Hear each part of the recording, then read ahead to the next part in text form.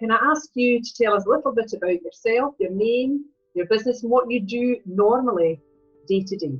Hello, I'm Colin Morrison, and we run boat trips to Staff on the Chestnut Isles through Turus Mara.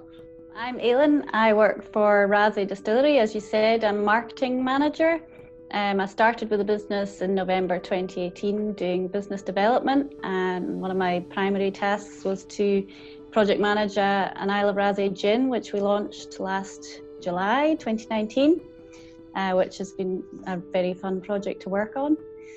And now we're just focusing on marketing that and the lead up to the launch of our inaugural single malt at the end of this year. So let's all go. My name's Val Prince. We live on Harris, on the Isle of Harris. We run Carminish House bed and breakfast. We being myself and my husband Pete. Originally we were from the West Midlands, Warwickshire in England, and we did a lifestyle relocation 9 years ago. Claire from Bay Kitchen and Stores in Whiting Bay. I'm here with my husband Stuart. We both run the shop, and Stuart is also Mr. Arran Gin.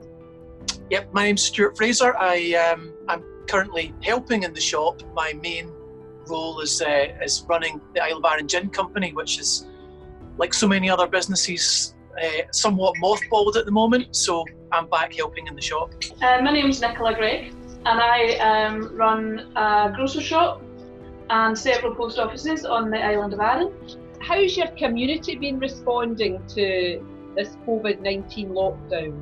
The community is really pulling together, and everywhere, I'm sure it's not just on Mull. We're hearing lots of good stuff all over the country, but everyone's just helping each other out, making sure that they've got everything. For some folk, it's still a bit of a holiday for the kids, they're still regarding it as that. I don't think my kids will be thinking that in a month or two. So yeah, we're still just working together as best we can on things here. People are just continuing to look after their neighbours where possible in as safe a way as possible, and keeping in touch using technology. The Raasay stores has been a great asset to the community on Raasay. They've been taking deliveries and just keeping everyone fed and watered and doing a great job. So everyone's pulling together. They formed a community response group, so they've got a list of volunteers for the more vulnerable people. But the actual community shop, Blackwaterfoot, they're amazing. They closed on the first day of lockdown. They actually closed to people going into the shop, and they run a system where you email your order through, or you phone your order through for those that haven't got email. The next day they will ring, take the payment over the phone, make up your order, you drive down, if you can drive down, and they'll come out and put your order into the boot of the car.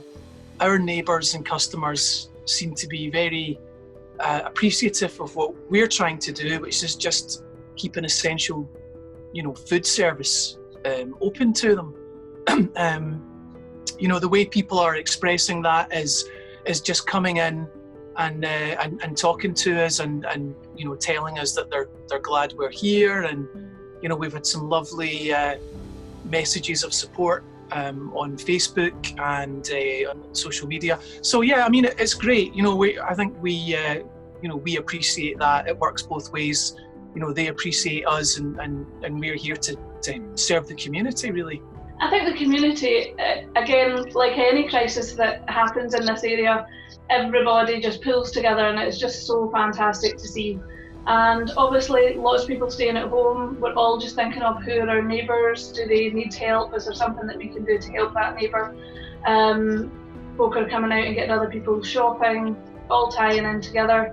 Is there anything, really good news stories within the community, anything specific happening that you'd like to share with us that as a community has been going on? I live in a very tiny community of just a few houses, and everyone's making sure that the older folk are getting their shopping, the ones that aren't really allowed out and all that. So just at that level, and then at a wider level on the island, there's a kind of crisis management group that are connecting up with the local community trusts, etc., to just to make sure that things are in place as this goes forward, because we don't know how long it's going to take. My next door neighbour is collecting He's got a box at the end of his drive. He's collecting empty bottles for hand sanitizers locally.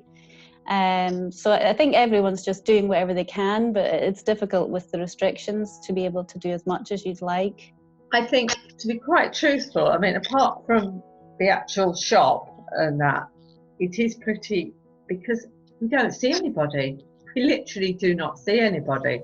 I mean, I do ring the, the occasional person just to make sure they're doing all right. I would say that there's definitely been there's already a strong community spirit here, but what you see is a lot of people fetching other people's messages.